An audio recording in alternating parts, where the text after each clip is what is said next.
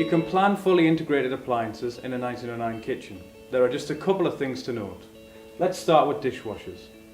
When specifying a fully integrated dishwasher, you need to order the specific dishwasher door. This is a combination door with a separate bottom rail, available in full height or drawline options. This door is required regardless of the plinth you are using. The door is 595mm wide and comes with a 600mm wide separate bottom rail. This sits between the adjacent cabinets or accessories, and it allows the door to hinge above the rail and stops it from hitting the body of the dishwasher.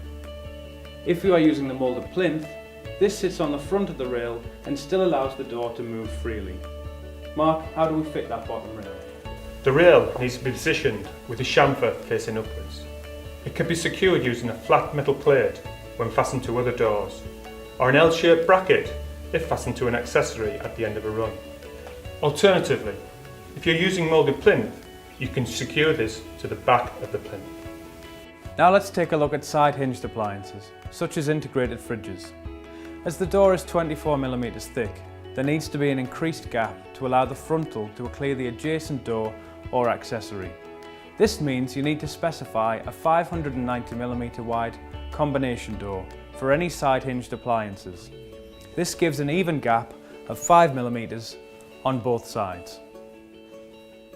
The door isn't compatible with moulded plinth, as the door and frame move as one, so it can only be used with recessed plinth.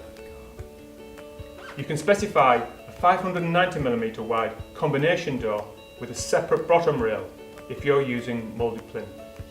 Remember to refer back to the matrix showing green ticks and red crosses as to which doors are compatible with moulded plinth.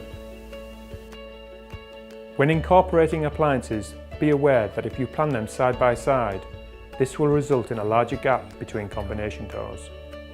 To overcome this, avoid two appliances next to each other, or if unavoidable, divide them with an 18mm end panel. For more guidance on how to design and plan a 1909 kitchen, please refer to the full technical manual.